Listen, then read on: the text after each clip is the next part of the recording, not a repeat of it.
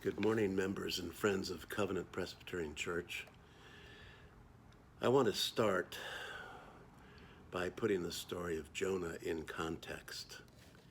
There's a reason it's a good story to read today, 4 days after a momentous inauguration. We've heard a lot about change in recent days.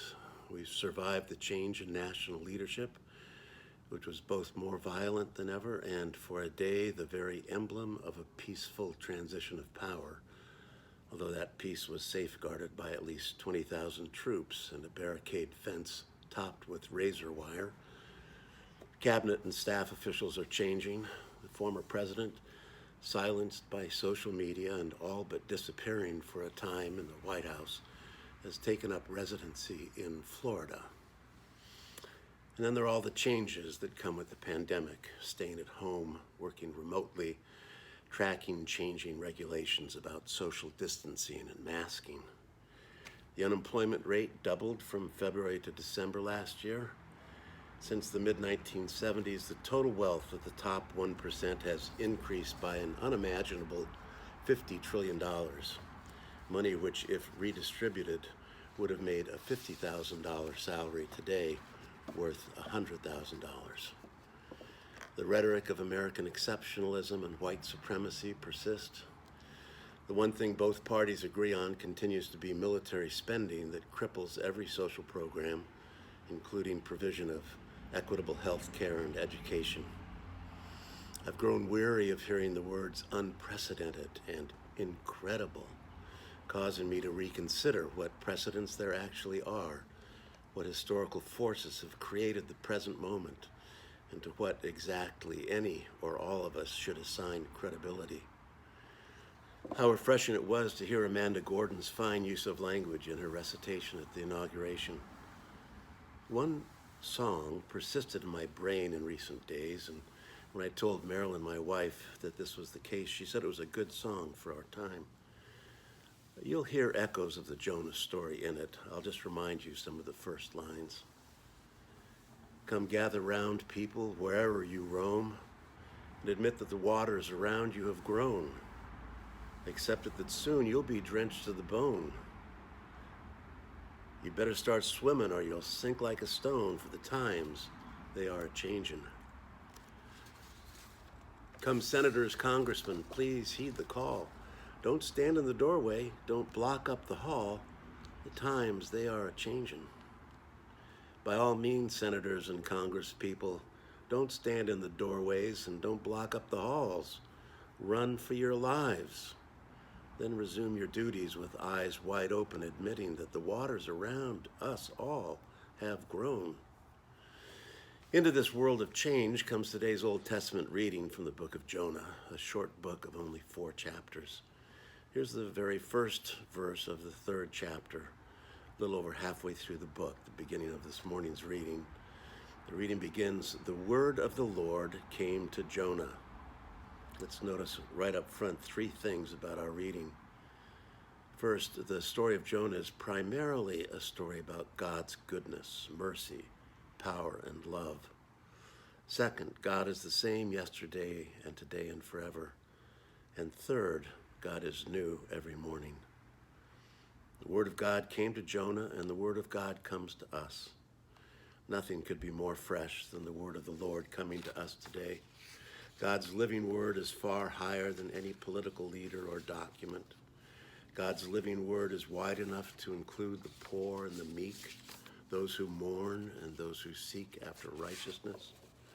This word brings us the daily news of God who is everlasting and new every morning.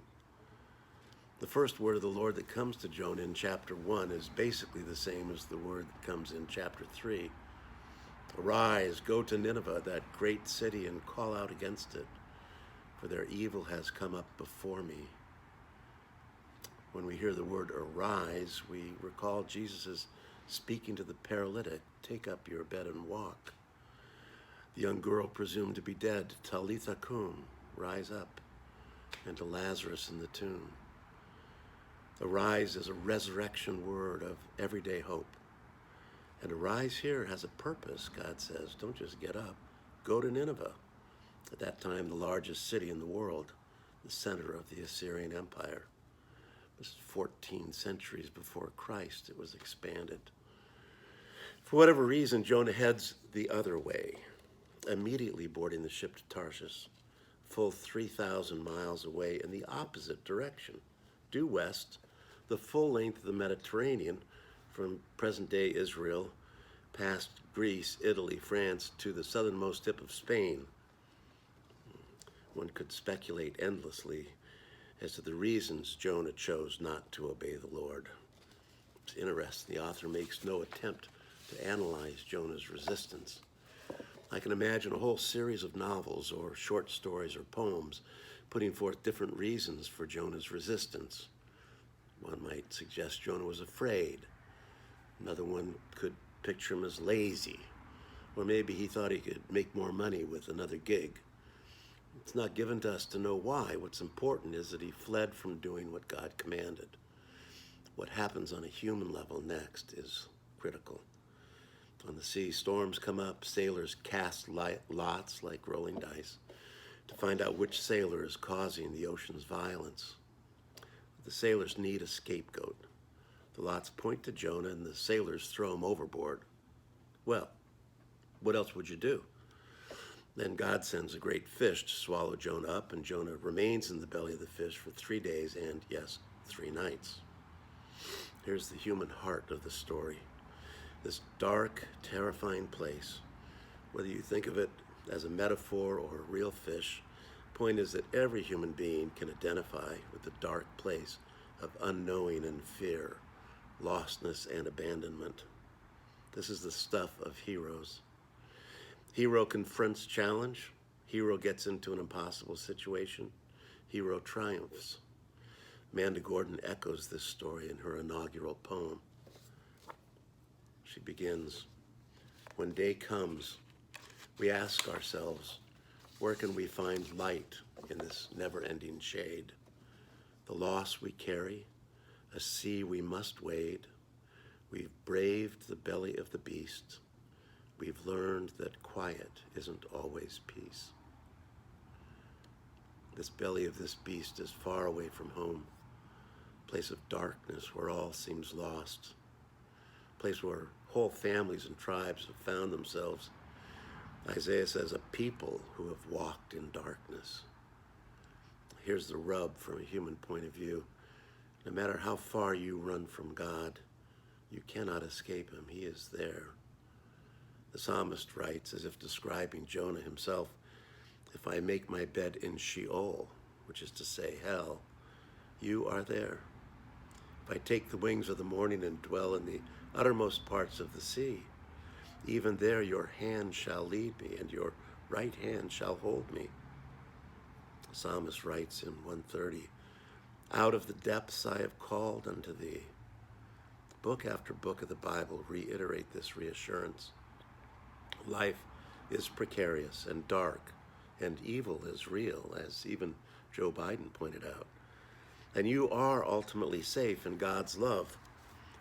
You're sought and found and carried through. And here's Jonah's deepest prayer from the depths of the darkness. The waters closed in over me to take my life. The deep surrounded me. When my life was fainting away, I remembered the Lord. I called out to the Lord, and he answered me. Out of the belly of Sheol I cried, and you heard my voice. Friends, this is good news. Jonah ran away as fast and as far as he could, like the prodigal son.